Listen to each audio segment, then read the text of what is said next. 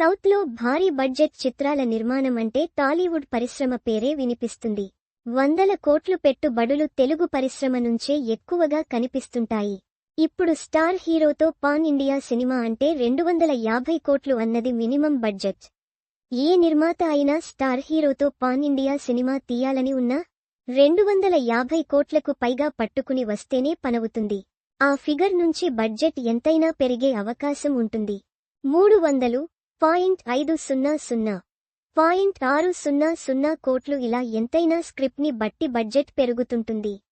ఇక రీజనల్ సినిమాల విషయంలో టైర్ 2 హీరోలతో సినిమాలంటే మినిమం 100 కోట్లు ఖర్చు అవుతుంది. ఇంకా తగ్గించాలంటే 50 నుండి 80 కోట్లు అన్నది మినిమంగా మారిపోయింది. అందుకే టాలీవుడ్లో సినిమా నిర్మాణ వ్యయం భరించలేక కొత్త నిర్మాతలు తగ్గిపోతున్నారు అన్నది అంతే వాస్తవం. ఆ తర్వాత అంతగా నిర్మాణ వ్యయం పెరిగిన ఇండస్ట్రీ ఏది అంటే కోలీవుడ్ పరిశ్రమ పేరు వినిపిస్తుంది. కానీ వాళ్లను మించిన ఖర్చు ఇప్పుడు శాండిల్వుడ్ పెడుతుంది. సినిమా బడ్జెట్ విషయంలో శాండిల్వుడ్ ఎక్కడా రాజీ పడటం లేదు. బ్యాక్కొటేషన్ కేజీఎఫ్ బ్యాక్కొటేషన్ ఇచ్చిన ధైర్యంతో 100 కోట్లు పెట్టుబడి పెట్టడానికి అక్కడ నిర్మాణ సంస్థలు మందుకొస్తున్నాయి. ప్రస్తుతం బ్యాక్కొటేషన్ కాంతార 2 బ్యాక్కొటేషన్ చిత్రానికి హోంబలే ఫిల్మ్స్ ఏకంగా 200 కోట్లు ఖర్చు చేస్తుంది. ఈ సినిమా విషయంలో ఎక్కడా రాజీ పడటం లేదు. రిషబ్ శెట్టికి కావాల్సినవన్నీ క్షణాల్లో ఏర్పాటు చేస్తుంది.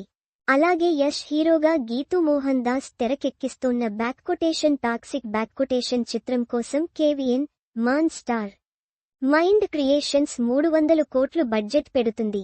వీటన్నింటి కంటే ముందు ఉపేంద్ర నటించిన బ్యాక్కొటేషన్ కబ్జా బ్యాక్కొటేషన్ చిత్రం 120 కోట్లతో నిర్మాణమైంది. ఒకప్పుడు శాండిల్వుడ్ నుంచి 20 కోట్ల బడ్జెట్ సినిమా రిలీజ్ అవ్వడం కష్టంగా కనిపించేది. అలాంటిదిప్పుడు ఏకంగా 100 కోట్ల బడ్జెట్తో నిర్మాణానికి ఏమాత్రం వెనకడుగు వేయడం లేదు. దీంతో పాన్ ఇండియా మార్కెట్లో శాండిల్వుడ్ పేరు బడ్జెట్ పరంగా మారుమ్రోగుతుంది.